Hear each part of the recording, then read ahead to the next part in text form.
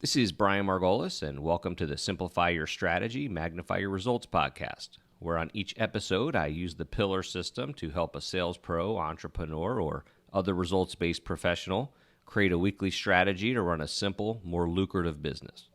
A strategy so simple it can fit on an index card, but so powerful it's actually helped create multiple seven-figure earners and is now licensed by some of the largest companies in the world to create strategies for their teams.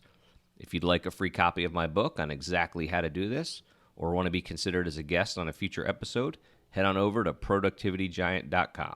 Enjoy the episode. Like I said before, we'll keep this informal. So go ahead.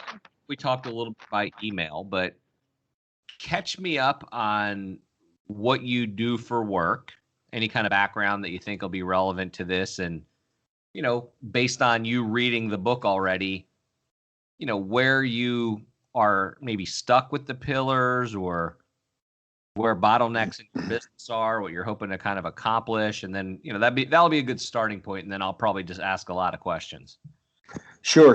So I sell software for a living. I'm a director of sales for the New York, New Jersey region. The company is a software solution that provides automation to organizations. It could be small businesses all the way up to global conglomerates.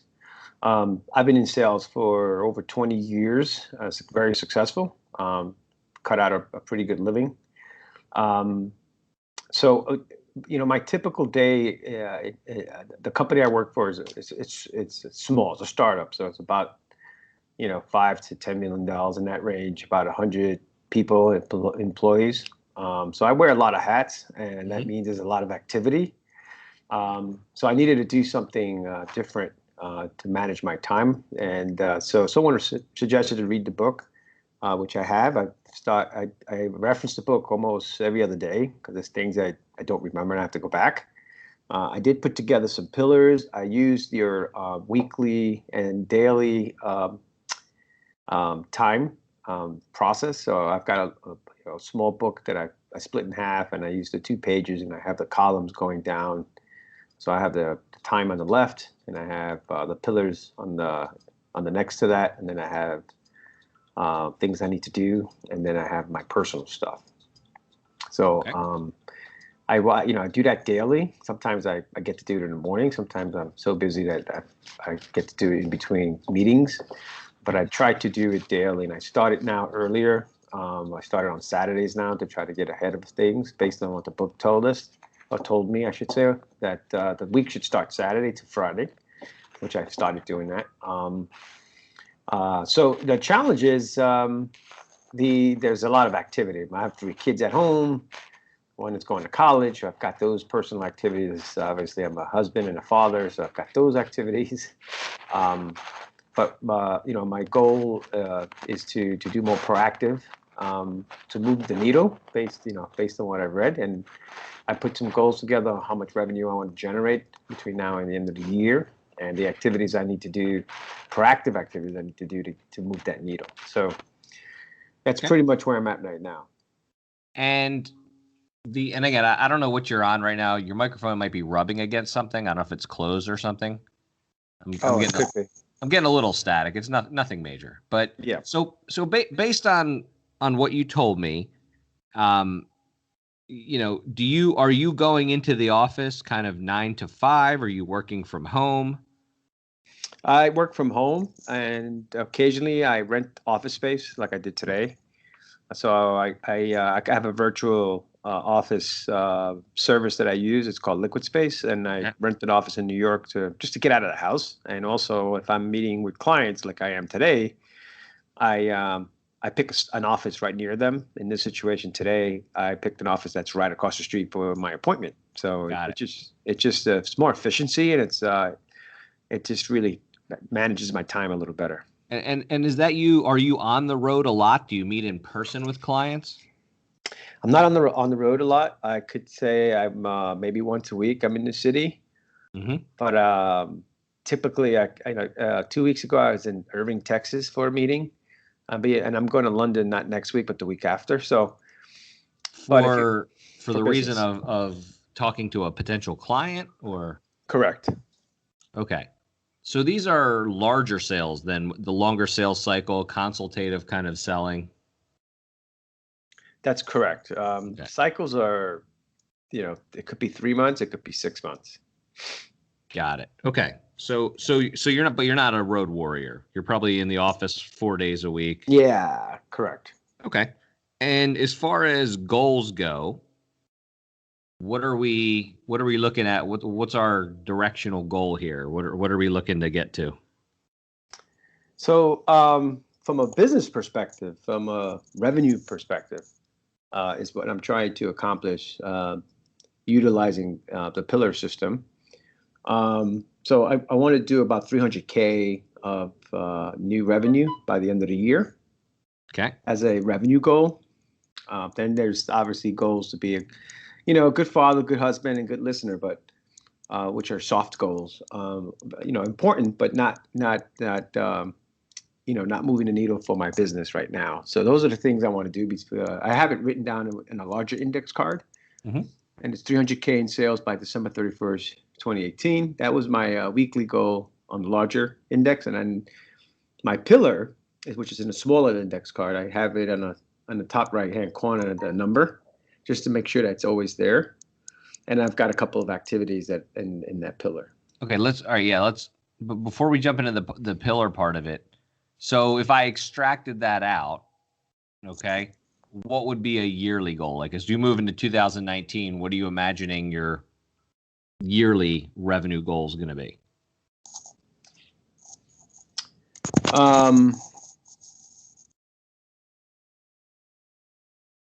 So if I'm sorry, the question is if I meet the goal, my objectives, what would be the full year? No. Yeah. I mean, if you had to extract out a yearly goal, so, we're going to be going into 2019 soon.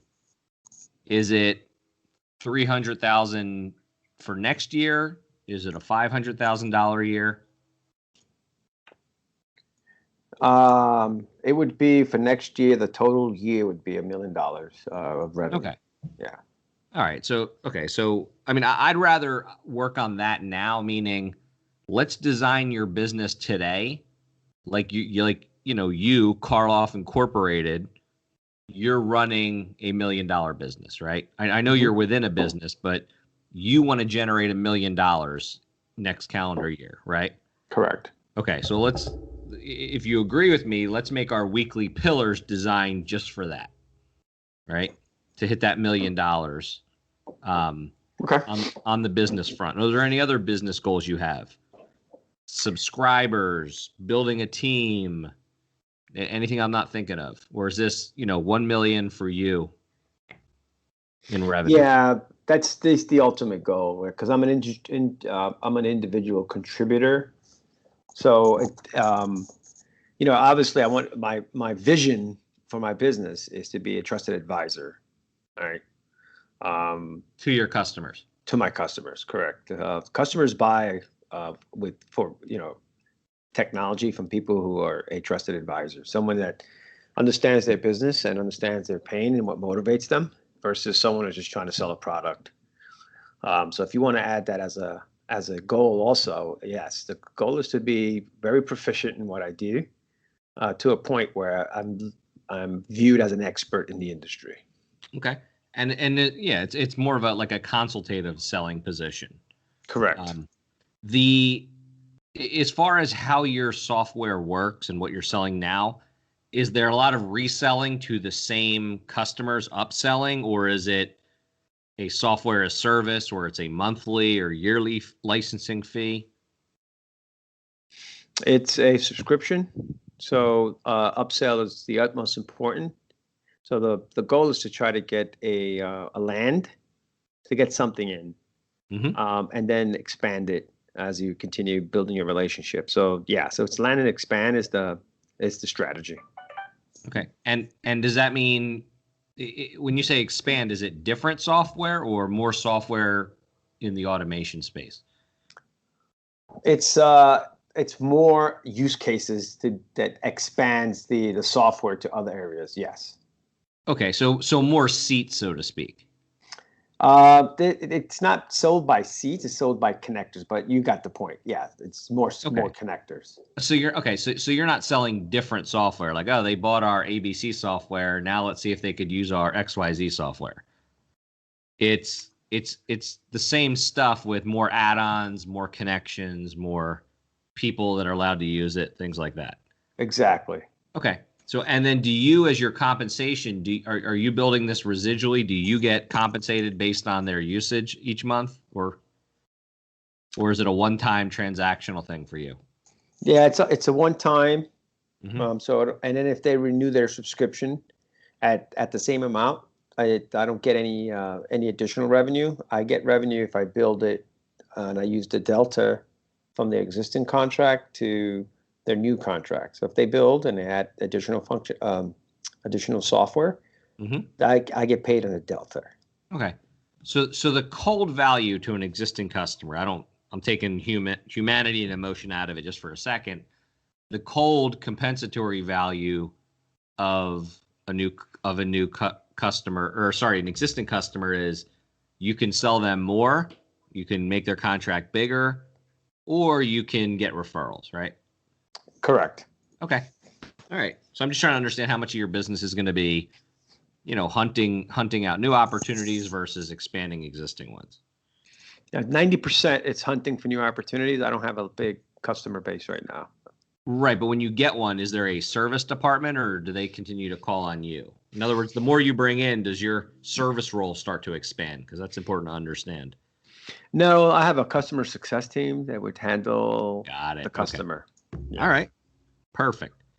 So 1 million in yearly revenue, and that's you're looking at new revenue, correct? Correct. Okay. So that's new revenue coming in each year. And obviously that might change over time, but I just want to get a general idea. What is the average sale price? How many how many customers are we talking about to get to 1 million new customers signing a contract? So it varies, but an enterprise customer should be spending at least 100K. That's kind of the watermark. Mm-hmm. However, sometimes you get into a department, even if it's a large multi-billion-dollar company, that department might have just a budget for 50K. So you take that, obviously. But if we keep the average deal size to where it's supposed to be, it's 100K. So it was about 10 deals at 100K and 20 deals at 50K to do the $1 million revenue. Well, 100 deals, 10 deals at 100K is $1 million right there, right? Exactly. And then, okay, I see what you're saying. Okay. So again, if we're averaging it, you're saying the average is 100. There's some that are more, some that are less. In other words, I'm trying to boil it down to how many new accounts approximately do you need to get a year? I'm going to say 10 to 15 if we do the average. All right. Let's make it for 15. Yeah, that's fine. I'd like to stretch a little bit. All right. So from a pillar standpoint, since you've read the book, gone through it, why don't we start there? Why don't you tell me what you think your activities are, your pillars should be, and then we'll kind of talk about those, and then what I'll do is we'll kind of start from the ground up, but I will use that information you give me, and we'll kind of build out what I still think is needed. So tell me what you've come up with in terms of your weekly pillars. Okay. So a couple of things, right? So in order to get to 15, I got to do a ratio of 3x to get. So if we're looking at 15, we're looking at 45. 45 what? 45 prospects and 45 opportunities to be involved in order to close 15. That's a 3x multiple.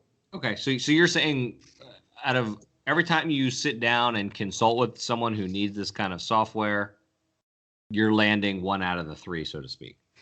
Correct. That's kind of the ratio that I'm trying to Okay. keep to. But it's not 1 out of 3 of people who take your call or ask for information, obviously, right? No, it's 1 out of the 3 that are going to actually sign a contract and buy the software. Right. I think I'm asking how do they become one of the 3? You're actually meeting with them, going Correct. back and forth, giving them a proposal, specs, all that kind of stuff. Yeah, POCs, discovery calls, conversations with my tech team. But before we, I have to have about 45 of those in the pipeline. Got it. And if we want to go, if our goal is to close 15 at 100K each, then I'll definitely make my number. But I got to be in conversations and in a sales process with about 45. Okay. Gotcha. Okay.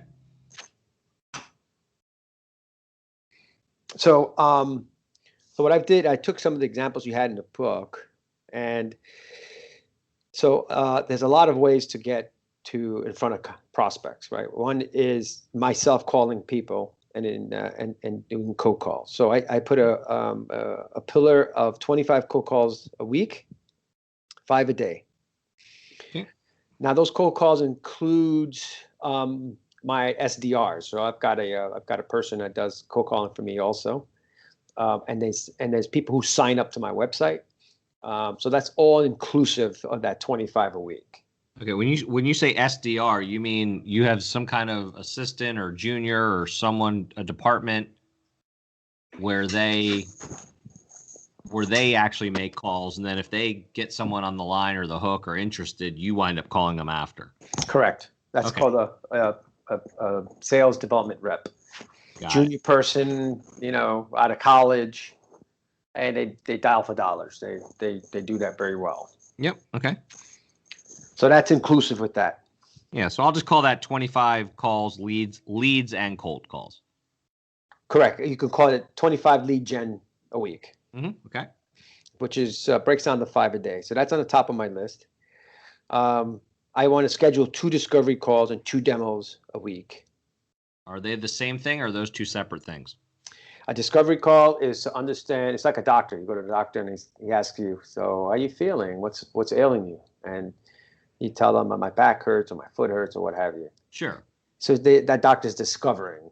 Yeah, okay. No. I understand the discovery demo part. I'm saying, right. Are they the same thing in terms of, is it 2 of one or the other, or is it 2 of one and then 2 of the other as well? 2 of one and 2 of the other. Got it. So schedule 2 demos a week. Correct. For the future, that doesn't matter when they are. Mm-hmm. And schedule 2 discovery calls a week. Correct.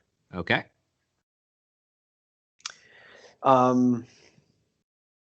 So we've got the cold calls. Well, we call them lead generation. That's fine.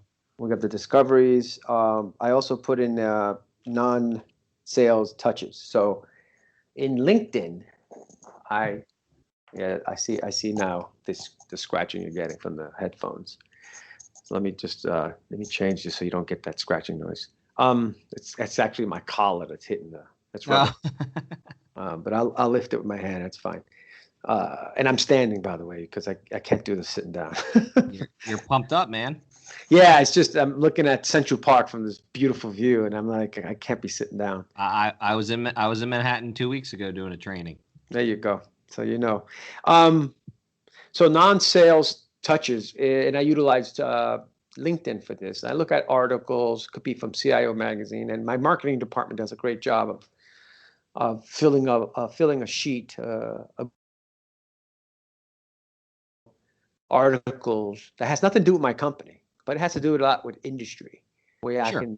I can reference a specific thing in that, a specific page, or a specific example, and I send it off to my LinkedIn. Say, hey, I read this article by Jim, and he discusses how automation is transforming industries, and they're doing it exponentially in terms of getting things done correctly. So I will highlight that, send it out on LinkedIn, and I highlight the page number, the author. I give them obviously the credit, and then I want to send one of those once a week, or at least. When you say send one, do you mean post it for public consumption or send it directly to individuals? No, directly individuals don't work. It has to be in your network. So it would be published to my network, which is Right. about Okay. So 1,800. posted. Correct. Okay. So you want to post your goal is to post a certain amount of LinkedIn articles a week or LinkedIn posts a week. Non-sales, yeah, non-sales articles a week. Okay. And what was that number? Originally, I had 2, and it was supposed to be 2 a month. I think 2 a week is overkill, and what happens is you're going to get a lessening effect. Mm-hmm. So I think 2 a month is probably good, or maybe once a month is probably even better.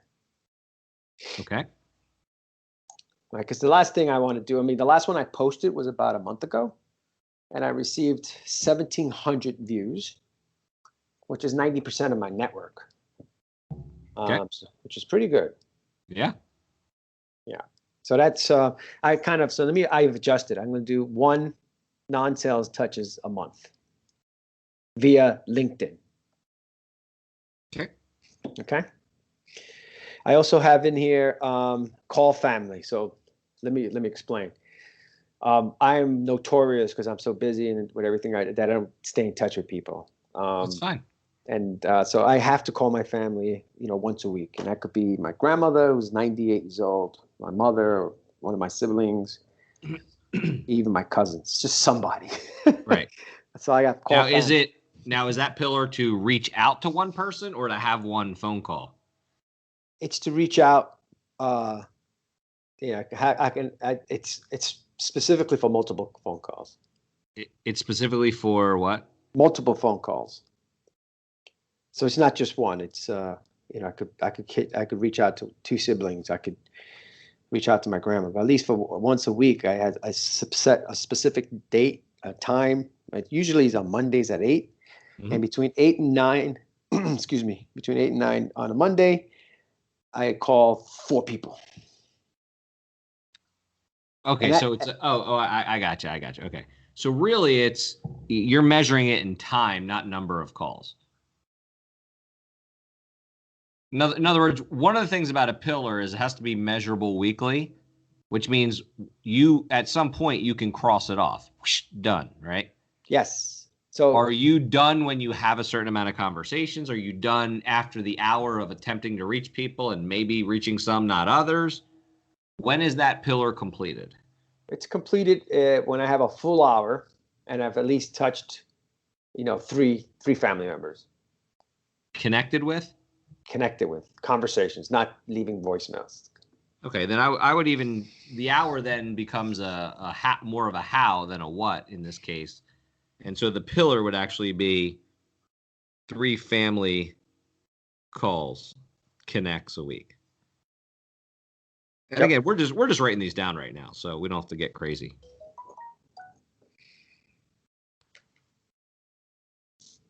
All right. Okay. What else? So in that I forgot to mention this, the 25 cold calls, that also includes sequences. So we already established that cold calling is really what's the word you use? Pipeline generation or lead activity? What's the word you used? I mean, I use you use your own language. It's fine. Okay, so lead generation. Let's call that. It includes sequences. So a sequence is my SDR, that junior person, puts together a routine, and we call it a sequence. But for me to explain it properly, it's there's 14 touches, right? So industry have you're nurturing your lead. Correct. You have to do 14 touches, and then there's a phone call, there's an email, there's a LinkedIn. So all that's a call to sequence. It's about 14 touches is the industry average. So, but included at the 25 calls is to reduce my sequences. So I might have 30 tasks in my inbox to do these things. My goal is to in the entire week is with the 25 cold calls. It also includes reducing those tasks for lead generations to ensure that I'm on top of them.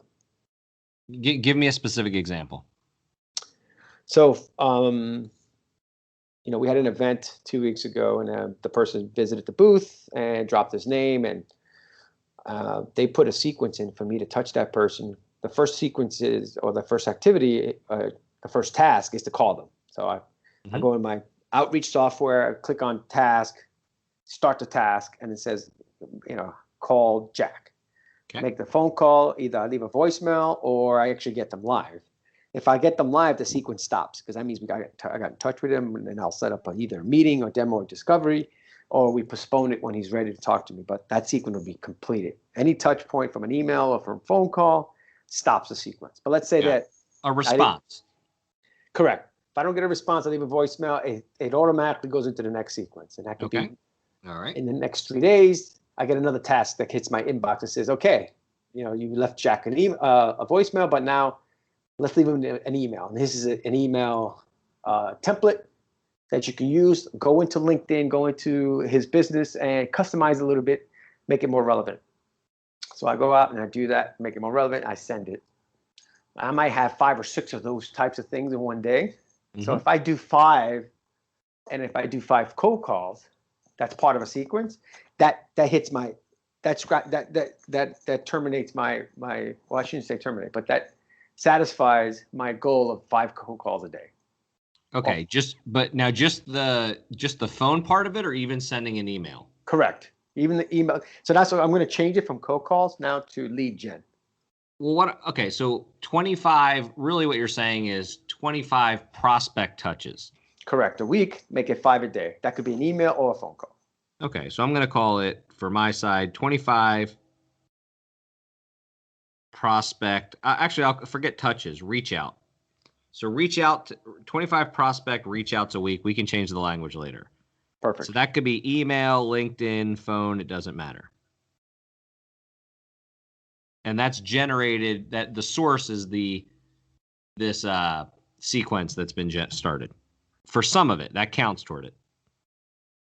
So put it this way. In a week, if you call 3 people cold, if you get 8 leads from a show, you call them, you send out 7 emails based on sequences that popped up in your thing, right? That all counts toward the 25. Correct. Okay. All right. So in order for me to be a trusted advisor, you have to be proficient in your demoing. Okay. And one of the things I read in the book is what can move the needle. So if I do an excellent demo, right, and I really touch on relevance to the customer, that takes my that prospect to a much better, up to at least to the next level, to get them to look at purchasing the software. So in my plan, I have 30 minutes a week to practice the demo. Even though I know the demo, but I want to continue being sharp. So I take the demo and I've got these stuffed animals in my office and I pitch them these stuffed animals, but I'm practicing the demo, but I'm really becoming a trusted advisor, because there's ways I even learn, especially if there's relevance in the process I'm going to pitch to. And if I have it really down solid, I practice that. And that's okay. 30 minutes a week. Yeah. And listen, I'm a big proponent of, being good is different than being effective, right? Correct. You might be good in front of a group or at a meeting. You might sound like you know your stuff, and that's important. But I think the component that a lot of people miss is they get so comfortable in these meetings, and because they've done it and they know their product inside and out, and they get the same questions and they answer those questions and everyone feels good. All that is different than being effective. In other words, hitting pain points, saying things in a way that causes people to want to take action, right? Psychology, basically. And so being an effective messenger is probably, the most important skill, whether that's through emailing or calls or in person. Your ability to move someone to action, right? Mm-hmm. And so I think that's what you're saying is you want to make your presentations more and more effective. Exactly. Okay. So that's presentations and demo. So I do that twice a week. Okay. And they're 2 different things. A demo is actually looking at the product and going through it. And a presentation is going through slides and presenting the company. Okay. So right now, for me presenting the company, I'm a lot more comfortable than demoing the product, which in this company, they rely on us to do that versus other companies. I used to have a solutions engineer, a technical Yes. person. So I don't have that to do that here, but so I practice the demos to make sure I know it very well. And the Hmm. presentations, I still look at the slides and I still do some things and tweak it to ensure that I stay ahead of the curve. Okay. And so those are the two things. The other thing is that I want to read a new book a month, an inspirational book. Um, oh, we have this thing called the cue cards, right? They're stories. So when a customer does something in our solution, and if they're successful in it, like for instance, this company called Slack, they had many different processes that was all manual, and they put together a workflow with my company, and now they were able to those processes. Each one of them used to take a week. Now it takes 30 seconds. It was exponentially beneficial to utilize our solution versus the way they were doing it manually. So that's a customer story, and we have a lot of them. Yeah, like a case study. Correct. So Mhm. once a half an hour a week, Social proof. correct. I read a story and I internalize it. So I write it on an index card. I read it out loud.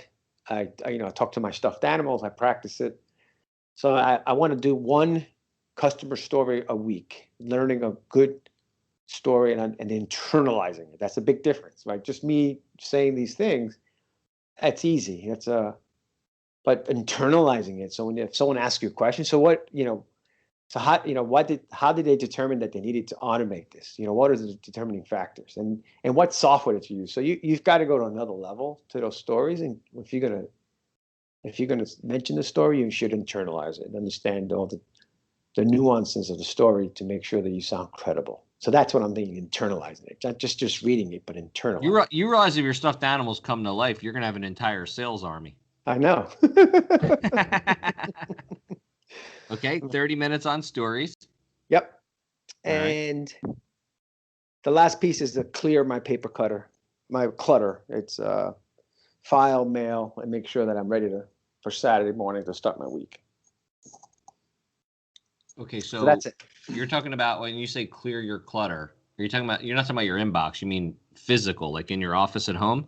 Yeah, it's sometimes I just keep piling it up. So once a week I got to just take 30 minutes and reduce it. Okay, so 30 minutes of cleaning your office. All right.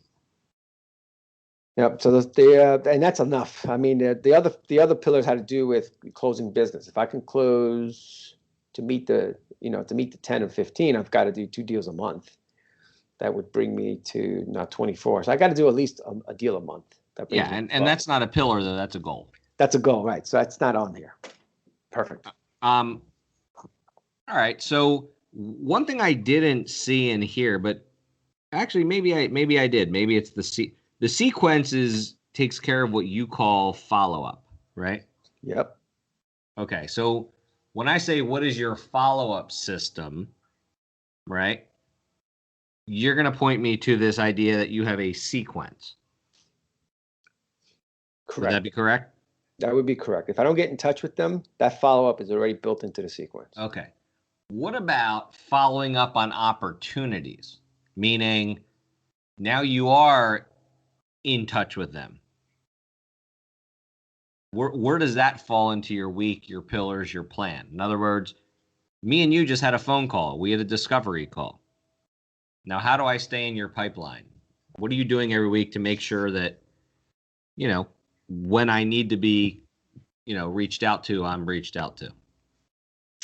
So two things. I put all that information in Salesforce. Mm-hmm.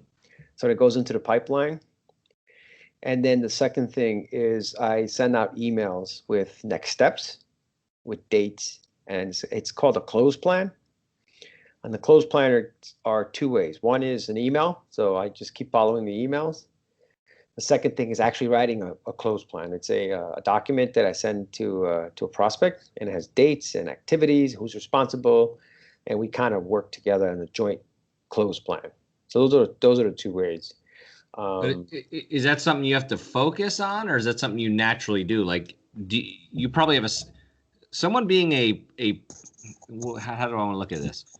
Someone being let's do it this way. Let's do the Dean Jackson methodology, right?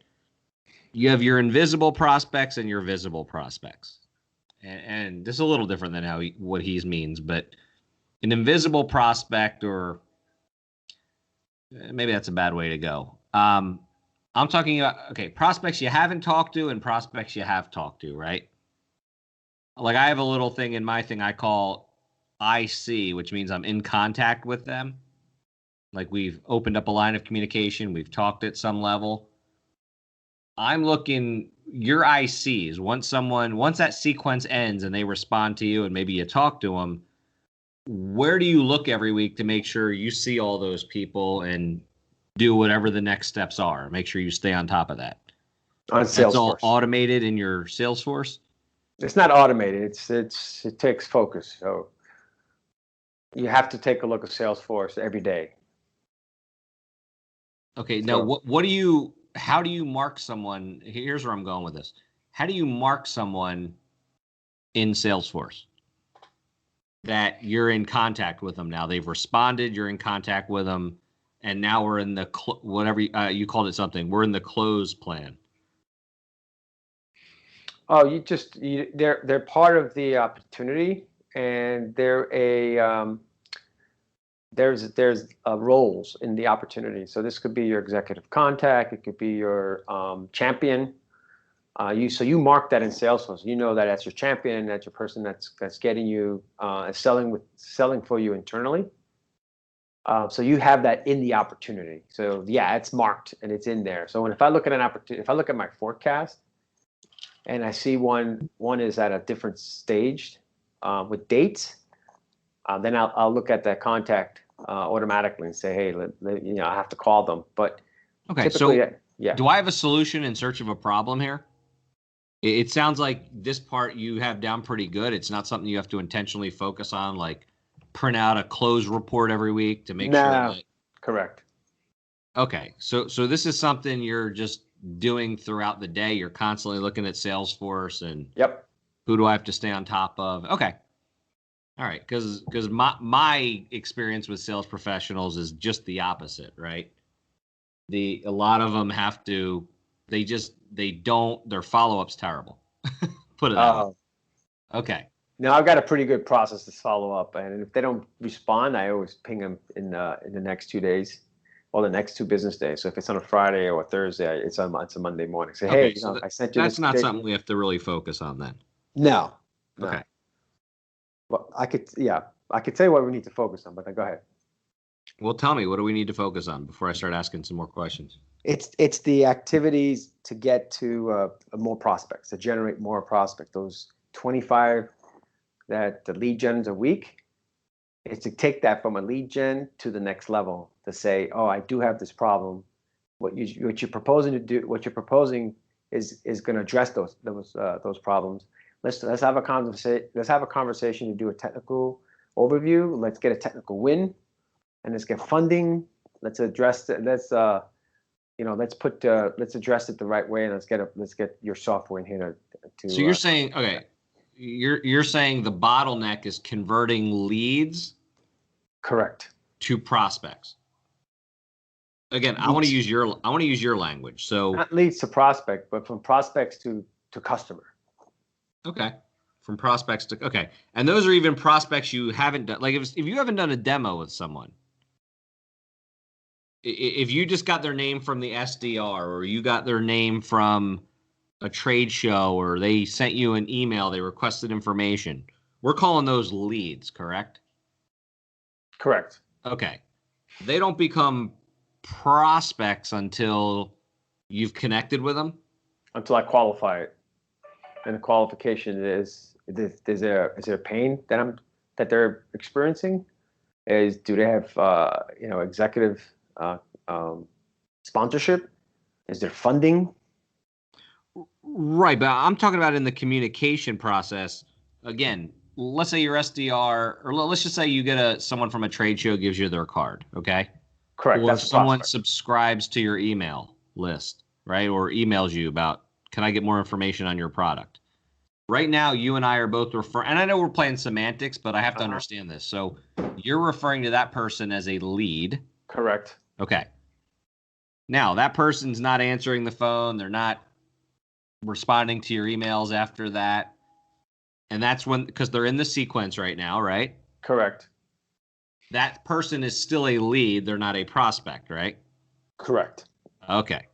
It's once you communicate with them, they respond, you connect with them, they become a prospect. Exactly. All right. You're not having a lot of trouble going from lead to prospect. The bottleneck is from prospect to customer. Correct. Okay. All right. So are there plenty of leads coming in the door?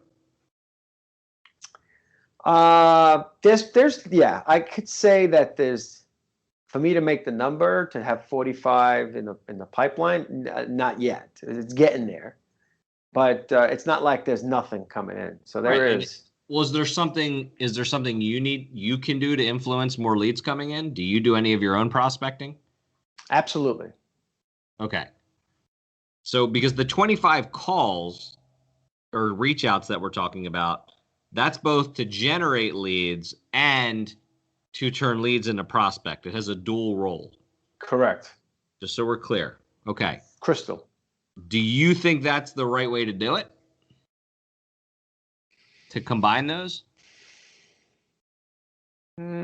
Here's why I'm asking, because if you get a lot of leads coming in the door, then I'm guessing your 25 is going to be mostly trying to connect with those leads, right? And you've stopped prospecting for new leads. Correct. That would be a safe assumption, yeah.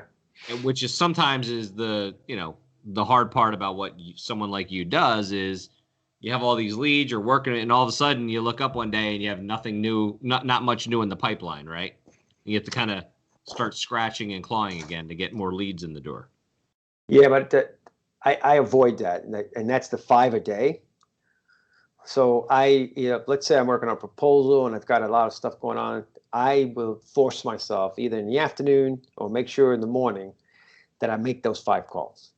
Right, but you're saying those calls can be to leads that have already been generated. Those will be calls in the sequence. So I've got a lot of calls in the sequence, a lot. So those leads coming from the SDR, they're plentiful. That's what. Okay, that's where I was going with that. So you're not having a leads problem. No. It's prospect. It's turning leads into prospects into customers. Correct. Okay. All right. That's okay. So really those 20. I got you. Those 25 reach outs you do a week, whether it's emails or calls. That's okay. We're good. We're on the same page now. All right. So there's a couple of things in here that probably don't qualify as pillars, but we can adjust them a little bit. And that's fine. Let me just kind of start from the ground up to make sure we didn't miss anything. Okay? Yep. So question number 1, in the pillar concept here is, what is one thing you already know how to do effectively that if you just did more of or were more consistent with, would have the biggest impact on your business, even if nothing else changed?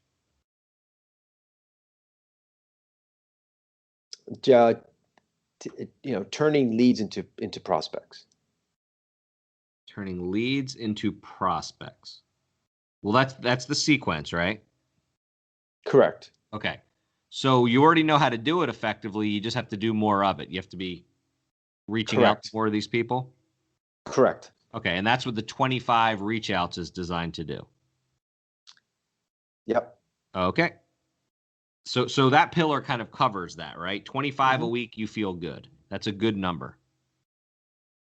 Yep. Like for instance, today I'm behind my goal. Yeah, I mean, as you probably know from the book, I'm not a big fan of the daily goal, of the daily pillar, the weekly. But we'll talk about that. But as far as identifying your pillars, 25 prospect reach outs. Actually, why don't we call those? We need a better name for that. It's really 25 sequence touches, right? Yeah, or I changed it already in calling it lead gen.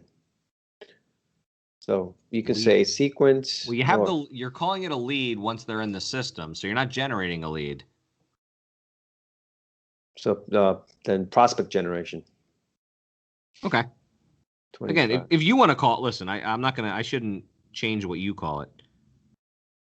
25 lead gen. Okay. Let's ask that question again then. All right. Just to see if anything else happens here. Oh, I got a better one. 25 prospect touches. Lead touches. I like that. Instead Yeah, of cold that's calling. fine. Yeah. 25 lead touches. Yep. There you go. Again, I just, listen, in your own brain, you can call them whatever you want. I just want to make sure you and I are talking about the same thing.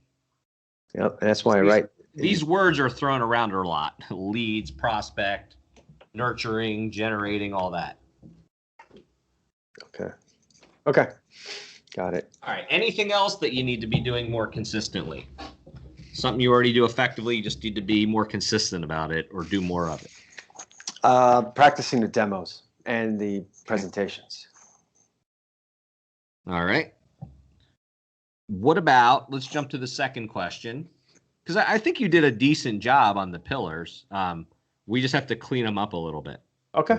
We'll talk about in a second here. What is one second question? What is one skill that if you significantly improved on would have the biggest impact on your business? Communication. Okay. And is that what you mean by the demo practice, the presentation practice, and the stories, or is this something else we're talking about? No, all three. That whole combination. Okay. The story, especially the stories, right? Social association with Social proof. social Yep. proof. It's huge in my business. And if I can't relate to something that I've helped someone, I forget about a company. I've helped Jane or Michelle, and now she's able to do these things because of the things that we've done. She's a superstar, right? Right. Salesforce calls it a trailblazer. We call it heroes. Those things, if I could do that more effectively, Okay. I'll generate more prospects. Okay. Any other skills? Time management. All right. But that's what we're going to work on here, right? Even though I call it focus management, you're probably talking about the same thing. I like focus management. That's what brought me to the book when I read some of the pages and they're talking about focus is what you really need because all the noise. There's too much noise. Well, So yeah, and here's the reality is you can be the most unorganized person in the world and make $1 million a year. it's happened. It's just not happening lately, so I have to change something. No, but what that's what I'm saying is being unorganized or being busy or overwhelmed and all that stuff isn't a problem in and of itself. It's what is it keeping you from doing, right? So, I mean, I know people who are crazy earners and, people are amazed they get out of their house with both shoes on, right? And the funny part is that happens a lot because those people are so big picture focused and so what makes me money focused and the critical activities that all the other stuff just kind of falls to the wayside and piles up, causes problems for other people, and they just don't sweat that stuff, right? And so that's what focus, when we talk about time management, focus management, I just prefer the focus angle of it, right? Because it doesn't matter if you get distracted 3,000 times a week. If you get the critical activities done, everything else takes care of itself, right? Exactly. And that's what we're going to be talking about, especially on the second call you and I do when we really get into, okay, how do you hit your pillars every week? All right. The third question, is there any other skill ones that I'm missing? No, I think that's enough. I think that's enough to really put something together. I don't think we need to add any more. Okay. And then my third question is, what is something you can organize, plan, or create prior to taking action that would make the action much more effective? All right. What is something you could organize, plan, or create prior to taking action that would make the action much more effective? Now, That's okay. go Now, ahead. go ahead. So, for example, your SDR, right? Your SDR is working what? Some kind of list that has been purchased, or They a lot of the leads actually come into the website and they sign up for an account as a trial. okay, got it. So that's a super hot lead. Those are the ones you never ever take your time on. Right. The CEO will call you if you let a lead come in, and he can see everything because everything's Yeah. recorded. And he'll call you and say, "Hey, Karloff, last Friday, NBC Universal signed up for a trial, and it's still sitting in your sequence." Right. I got you. Okay. So organize, plan, or create. So, for example, a lot of people who are on the lead gen side of it, for them, instead of just smiling and dialing, like the SDR sounds like he or she might be doing, is they actually take the time to, create a hit list, research, whatever, so that when they actually smile and dial, when they do get someone on the phone, they're a much more qualified person, right? It sounds Yeah. like that might not be that critical right here. No, it is. It is. It is. Okay. The only thing is, I don't have a one-to-one assignment to an SDR. They're a shared resource. Mm-hmm. I'm trying to get them to change that I can have my own SDR because I can do pointed or focused campaigns based on relevance. And I can't do that right now because they'll just say, Karloff, I can't. I've got, there's 10 reps. I Right. can't just focus on NBC or, Pfizer or any of these campaigns because I just don't have the time. So that's a challenge. And is it worth your time to do that, your own lead gen, or is that not worth your time at this point? No, it is worth. It is absolutely worth my time. I wish I had the time. If I could do that and make it relevant, and it's not that difficult, and there's so much information out on companies and on the things that we do that could absolutely provide business impact. But I just don't have the time to do it. But if I can figure out a way with this system that I can do my own lead gen that way, Well, okay. that would If move you the needle. had time, Mhm. if you had time, what would you do? What would your lead gen look like? If I had the time, my lead gen would look like a set of customers that's a profile customer. So we know customers who are buying, Mm-hmm. right? Those are characteristics that we have, right? So pick two. Oh, you know what? Just pick one that fits the characteristics. There's a thing called discover.org. I can get a list of every person in terms of that title and that position and that responsibility. I can get all the contact information, emails, and phone numbers. Okay.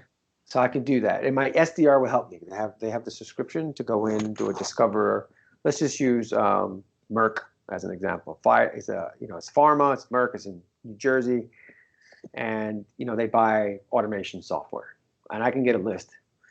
So I could take that list and then start to see, which are the business systems titles. And then, maybe I get 15 names. And then I go look at their either quarter report or end report, or I go scouring, Google pages and find out if any of those folks wrote an article on business systems and automation. And if they did, and it's a hit, that's almost like a hidden lotto. Whereas now I could say, hey, you wrote this article, you were involved with this automation, and I can do a campaign or a message around how we can help that person. Yeah. It is. So that's kind of an example. Yeah, and that's very targeted, by the way. It's super targeted. Super targeted, right? Yeah. If I could do And 5 of those a week, I'll make $2 million. I could do $2 million in revenue. well, okay. So hold on. I don't want to let that. I don't want to let that go here. So what is the time? What is the time consuming part of it? Is it the Google searching? That's one. Okay. Finding relevance that's going to be important for that person is the second one. Finding relevance for that person. Personalizing the approach, like learning more about them. Not about them per se, but about what's ailing them or what's challenging them in their business targets and their goals. Prior to reaching out to them. Correct. So imagine if I had that info, right? Where would you get that insight from, though? What do you put together? That's the search. That's the golden nugget, right? Do you go out and Google every one of those prospects? That'll take an eternal time. There's an event that happens and you meet the person and the person tells you. Well, okay, right. No, I'm talking about, though, from you go to discover.org, you generate a list of relevant people, right? And now you start spending time researching those people, right? And you hope to connect enough dots that you can put a really personal, relevant email and phone campaign together for them. Right? Exactly. Okay. So here's what I would do. You said your SDR can create that list for you? Yeah, getting the names and the emails is easy. Okay. That takes 10 seconds. Okay. All right. So here's what I would do. I would spend, okay, we'll start with this, but I would start with 1 hour a week. Of that 1 hour, it's amazing what you can get done in a focused hour when you're not answering your phone, looking at your email, whatever. In 1 hour a week, okay, in 1 hour a week, you can do some homework on these people, right? So if I'm you, I'm spending an hour and I'm doing, setting Google alerts for their name, right? Mm-hmm. Looking what's going on with them, researching their company, making the connections from one article to a name to another, all the stuff you're talking about, right? Gathering intelligence so you can make a targeted campaign for them. Would that be correct? That'd be correct. Okay. You can do that for 1 hour a week. Yep. I'm going to call it target campaign research. Yep. Because once you've created the campaign for someone, to me, then they go into the sequence, right? So then they're part of your week anyway. Yeah, and the best part of it is once I get that information in it, I have a targeted message, a compelling message with relevance. I could put that in my own sequence. I don't need an SDR for that. Correct. Okay. So when I look at your pillars, all right, when I start looking at what is the most important thing, so number one is going to be 25, and you called it prospect touches. That's the one you liked? Yep. Okay. 25 prospect touches a week. No, I gotta stop saying a week. You got me saying a week. Yeah, no, it's pillars. Everything's a week. Yeah. It's pillars. 25 prospect touches. All right. Now, the scheduling 2 demos and scheduling 2 discovery calls, is that a predictable result or is that a goal? It's hard to be predictable because I read that in the book. There's I could say I'm going to plan on doing 2 demos and 2, so that's predictable. But I need someone to tell me that yes, let's have this demo. Yes, let's have this discovery call. And so at a certain point in a lot of careers or industries or whatever, you do get to a point where you're like, all right, as long as I do enough activity, enough of this or that, I can get to 2 demos a week. I don't know if you're at that point yet. I'm doing more than 2 a week right now, actually. Right, but I'm saying as far as a pillar, where to focus, right? It's actually a result of all the work I'm going to be doing. It is a result of all the stuff you're doing. But let me give you an example. One of the industries I work in, they basically call on the same population of prospects over and over. Those prospects don't want to see them all the time, but they are not surprised when they call, right? They know who they are. It's kind of part of that industry. Okay. So they have a more predictable result once they've been in a territory for a few years where they know they can put 12 meetings on the books every week. If they make enough calls, reach out to enough of them. Make sense? Makes sense. So instead of saying I'm going to make 100 calls, I'm going to send this many emails, that's not even worth it. It's just do what you got to do, but you need to schedule 12 future appointments a week, right? I don't know that applies here right now. Your demos and your discovery calls come from the 25 touches, I would assume, right? Correct. That's the only place I see where they could come from on here. Unless I do my own campaigns and then I get a meeting. And then that meeting becomes a discovery. Correct. Yeah, and even so, once you get your own lead anyway, it goes into the sequence, right? A sequence. Correct. Okay. So for now, I think I want to put the 2 demos and 2 discovery calls to the side. I agree. I'm fine with having them as a goal, right? But it's not a pillar. Not a pillar right now. Yeah. It's not a predictable result. No, it's not. The demo practice, the presentation practice, and the story practice time. Those are predictable. Yeah, you control those. Do you want to do 30 of each every week, or do some weeks you need more work on one, some more than another? I need more work on the demo one versus the presentation. Okay, and then what about the stories?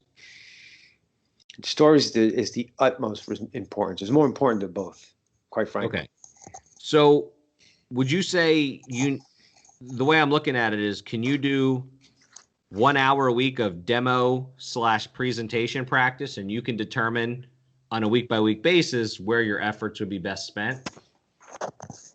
Yep, and then the storytelling, another hour. Will be its own pillar. It'll be its own pillar. An hour is a long time, just so we're clear, once you get started. So it is. I know. It doesn't seem like it until you start a timer, right? So I would say 1 hour of demo/presentation practice, right? And you can decide which one or in what ratio.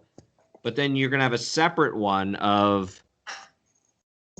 for stories, and I would make that 30 minutes for stories a week. You can do more if you want than 30 minutes, right? But on your worst week, you're doing at least 30 minutes of stories a week.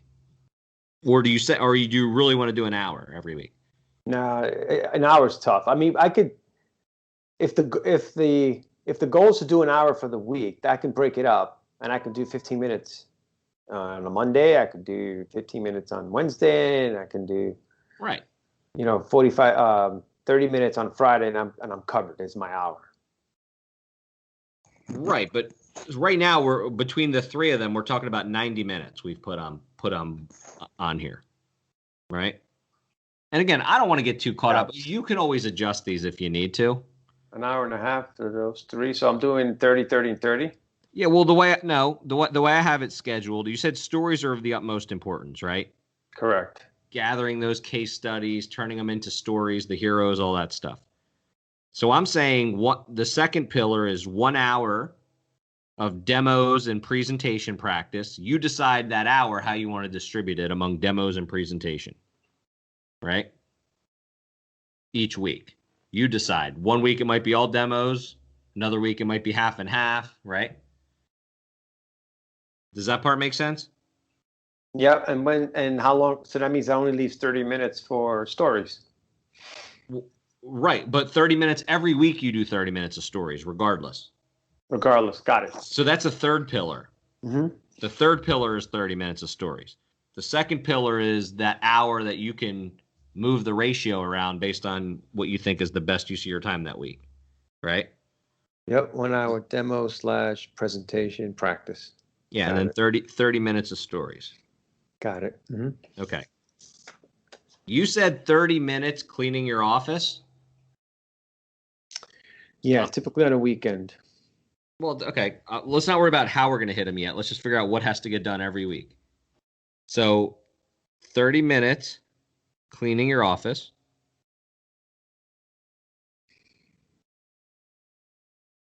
All right, let me just get the easy ones out of the way. 3 family connects a week. 3 family connects. All right.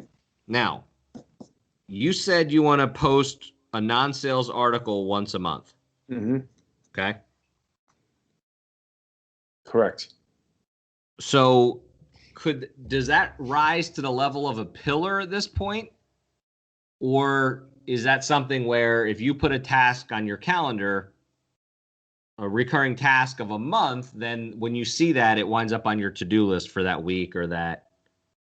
Or do you think that rises to the level of a pillar where you've really got to make sure, like, is it more you have to be reminded to do it? Or do you feel like you need to be measuring it, crossing it off kind of thing? Yeah, I need to measure. It's that important Okay. to really stay in touch with your network. A lot of people don't do that, and they just let that go. And it's a huge opportunity. I have in my That's fine. network, I have about 10 CEOs and really senior executives that are attached to me. Not a problem. So what goes into posting one of these non-sales articles? First, you find them. Yep. Then you read them, and then you find some relevance out of them. Okay.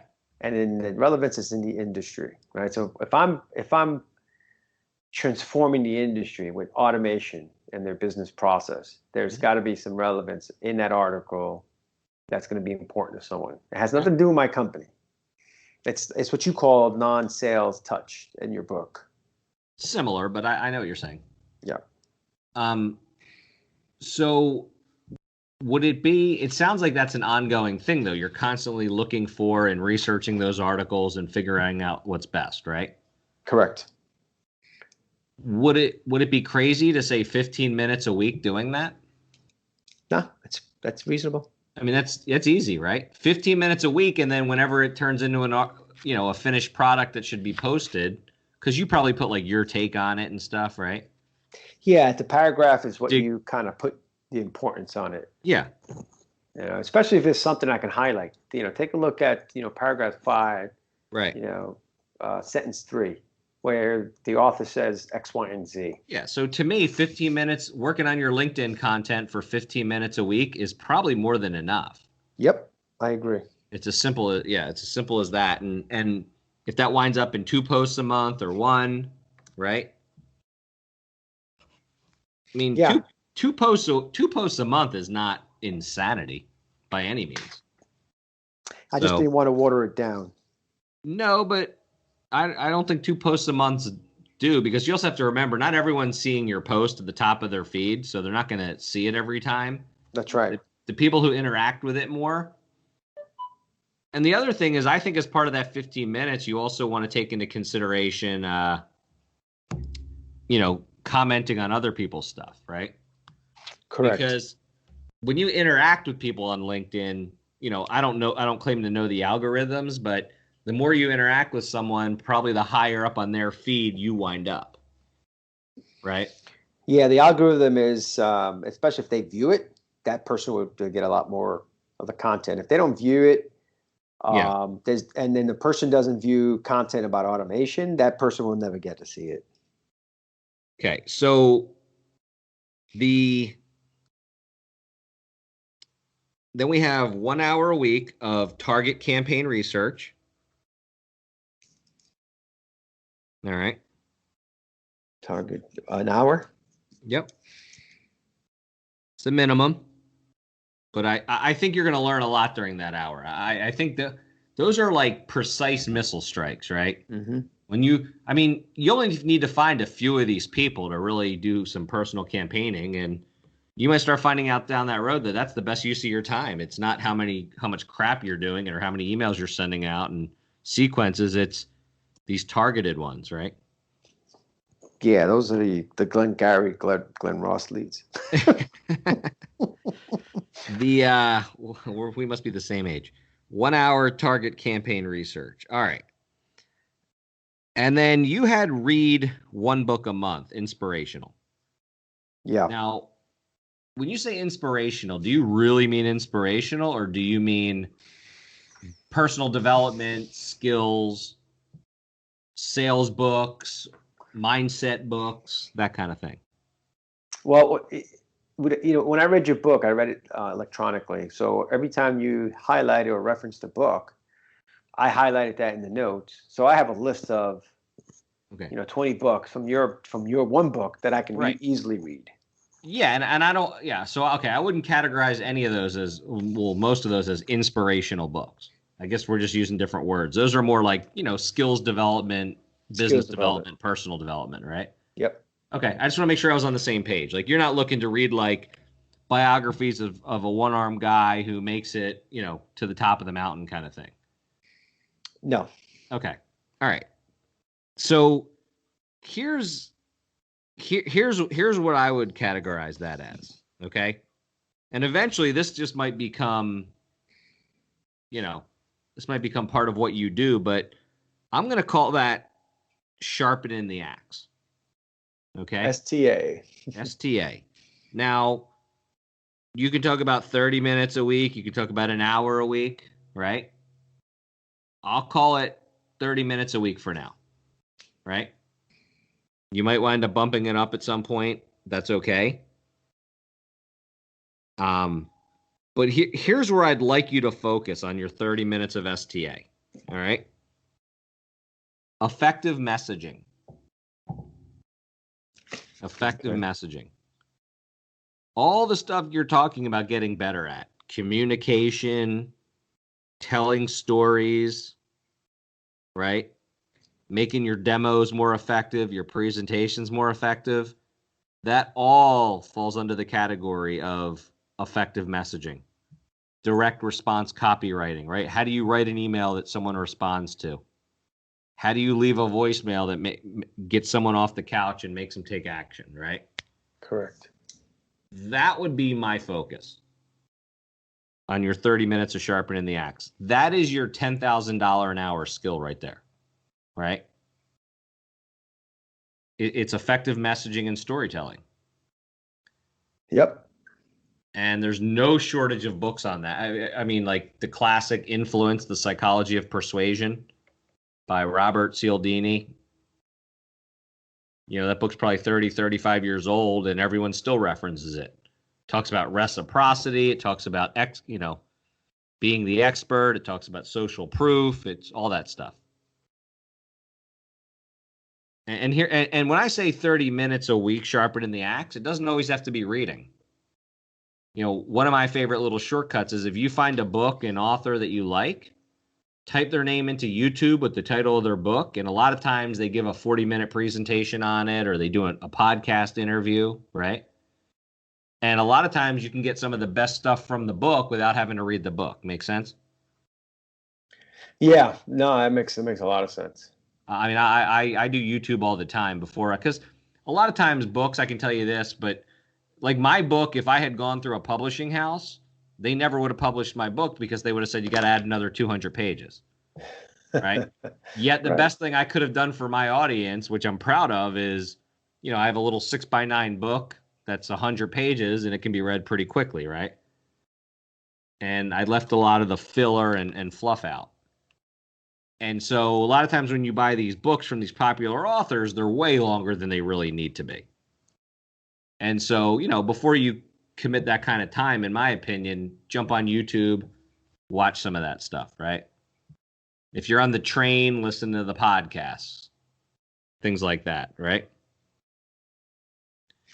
So I could just use just to summarize it. So you're saying just use YouTube instead of buying the book. I'm saying use YouTube as an introduction to that author or that concept. And then if after hearing that, you're like, yeah, the book would actually be worth it, getting into the nitty gritty, then go for it. Got it. Makes sense.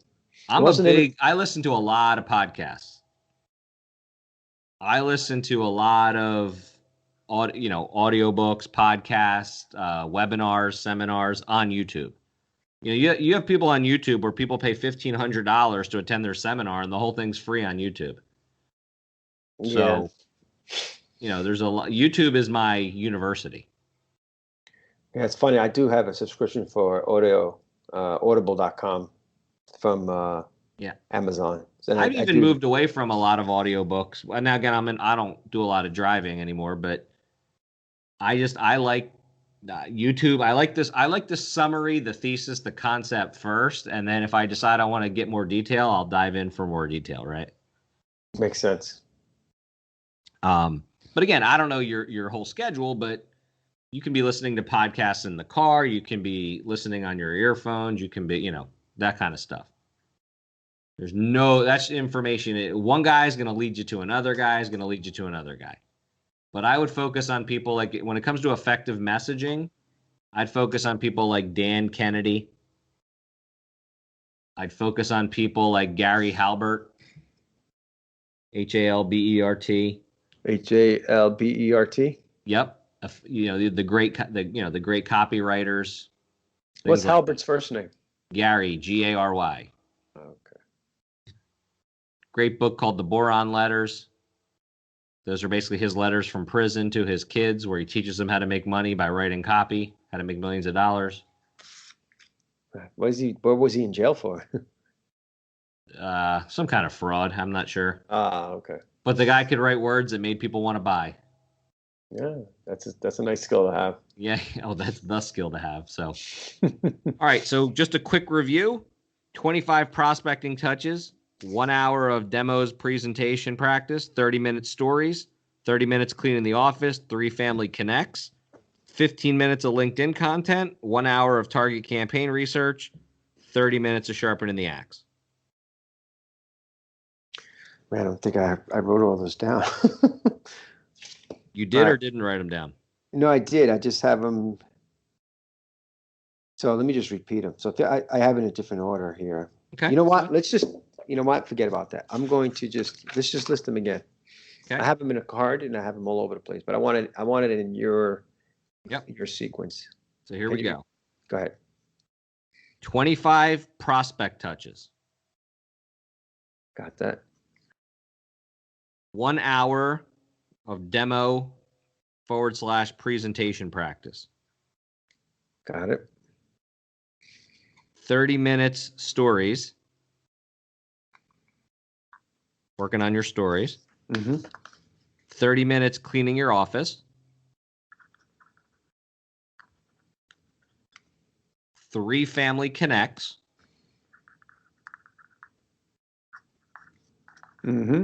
15 minutes of LinkedIn content. Go ahead. 1 hour of target campaign research. Yep. And 30 minutes of sharpening the axe with a focus on messaging. Yep, and you've highlighted a couple of people here: Dan Kennedy, Gary Hilbert. Yeah. Listen, you can just Google effective messaging, right? And here's what's funny. So I'm going to add these up real quick. 2, 3. So from a time standpoint, it's less than 4 hours, right, that we've committed to from all the time things you say you have to do. Yep. So basically you have 4 hours of time commitments, less than, but we'll just call it 4 hours. You have to connect with 3 family members and do 25 prospecting touches. My point is, even though this seems like a lot, it's not that much time. It's just more a matter of focusing on it, right? And making it a priority and doing everything else around it. Perfect. Now, when we talk next time, obviously I'll need full honesty. How did you do? So keep track of how you did, what you struggled with. And I'll give you a lot more kind of real world strategies to make sure you're hitting these pillars consistently, and we'll refine them and all that kind of stuff. Yeah, no, perfect. The good thing is I've been using the process for my daily activity, and then having the columns and you use a rule book or a legal pad. Yeah, I can't deal. It's just too big. But I've got something that works for me, and I'm hitting a lot of the goals, and it's working very well. So my pipeline is almost doubled ever since I started using some of the things that in your program, in your book. So now this is going to put me to a different level. I love it. Yeah, it's going to be interesting talk in a month. I think you'll see that, but I won't spoil it for you. Awesome.